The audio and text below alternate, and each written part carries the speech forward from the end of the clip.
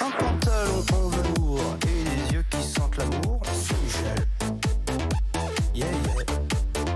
Une nuque longue qui fait rêver, des lunettes en verre fumé, c'est Michel. Vous avez bien vu, Greg, hein, parce que là, c'est ma playlist. Ouais, je note le titre. Attendez. Oui, et ben c'est Grégoire, figurez-vous, c'est pas Michel qui va nous parler du sport ce matin. On commence avec du football pour changer, bien sûr, et de la Ligue des Champions. Oui, avec la Ligue des Champions, avec ce soir l'OL qui accueille le Barça. C'est un huitième de finale aller. Ils sont quintuples champions d'Europe quand même, les Barcelonais. Les Espagnols, oui. Est-ce que donc Les Catalans, pardon. Les Catalans, voilà. Est-ce que les Lyonnais vont réussir à se qualifier pour un quart de finale Ça fait depuis 2010 qu'ils attendent ça. J'essaie, ouais. Ça va être compliqué, mais en tout cas, ils sont prêts. C'est ce que dit Oussem Aouar, le milieu de terrain de l'OL. Bien entendu, au vu de mon jeune âge, c'est des matchs un peu rêvés. On est conscient de l'équipe et du défi qui nous est imposé. Mais voilà, il y a beaucoup de confiance, de sérénité. Mais en tout cas, on est très motivé à relever ce défi. C'est un gros défi pour l'OL qui n'a jamais battu le Barça en 6 rencontres de Ligue des Champions. Le bilan, 4 défaites et 2 nuls. Le 3e de Ligue 1 et le leader espagnol s'affrontent pour la première fois depuis 10 ans. C'était en 8e de finale de l'édition 2008-2009. Et dans cette compétition, les Catalans s'étaient imposés sur un score cumulé de 6-3. Et cette saison, les deux clubs n'ont perdu aucun match européen. Lyon a atteint la phase à élimination directe de cette compétition pour la première fois depuis 2011-2012.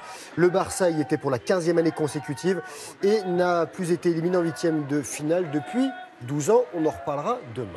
Ok. Vous avez dit 2 nuls. 2 nuls? Ouais, vous nous donnerez les noms la prochaine fois. Oui. Pardon, je parlais des matchs. Ok. Voilà. Ah, d'accord. Bon.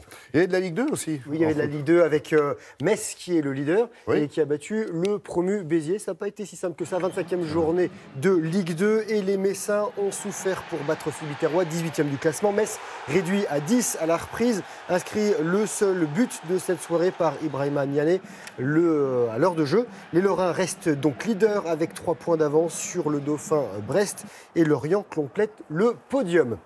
Il y avait du foot en Angleterre également. Manchester United qualifié pour les quarts de finale de la Cup, victoire 2-0 avec Paul Pogba qui a été décisif face à Chelsea. Les Blues étaient tenants du titre et les Red Devils avaient perdu en finale l'an dernier. Et en Italie, un 7e match sans défaite pour la Roma, victoire 2-1 face à Bologne, but romain de Kolarov et de Fazio. L'AS Rome est 5e à 5 points du podium et sur lequel on retrouve la Juve, Naples et l'Inter Milan. C'est marrant le but là.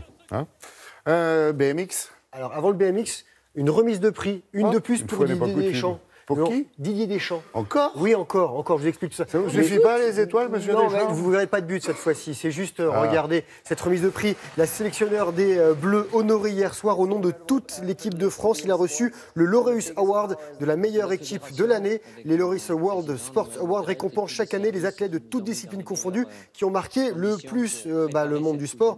Kylian Mbappé, lui, était nommé pour le trophée du sportif de l'année, mais il a été battu par le tennisman serbe Novak Djokovic, numéro 1 mondial, vainqueur de Wimbledon et du US Open la saison dernière. Vous voulez du BMX, en voilà. Oui. Pour terminer, on prend de la hauteur aux Arcs en Savoie. Regardez, avec un défi totalement fou pour Mathias Dandois, 7 fois champion du monde de BMX flat. En plein cœur de l'hiver, il est allé rouler à 3200 mètres d'altitude, 3226 mètres pour être précis, au sommet de l'Aiguille Rouge. Ce film s'appelle Flat Summit. 6 jours de tournage, des températures qui sont tombées à moins 23 degrés, un manque d'oxygène à cette altitude pour faire ces exploits, des conditions de tournage extrêmes. On salue l'athlète, mais aussi l'équipe technique. Et à l'arrivée, ça fait une vidéo splendide de l'effort et de la poésie et un pari réussi pour Mathias. Oui, il y a quand même une plateforme. Hein, oui, ils l'ont installé de loin. Ils sont... sur la neige, il faut le faire. Non, il fallait le faire. Ils ne pouvaient pas le faire sur la neige. Non, mais ils l'ont installé à 3200 mètres la plateforme. Ça n'a pas été simple. Donc on salue toute l'équipe technique. Il est redescendu avec les. Avec son forfait, lui. Oui, avec son forfait, oui. Non, pas par la piste. Ok, merci Grégoire. Merci pour ces infos et les belles images, bien sûr.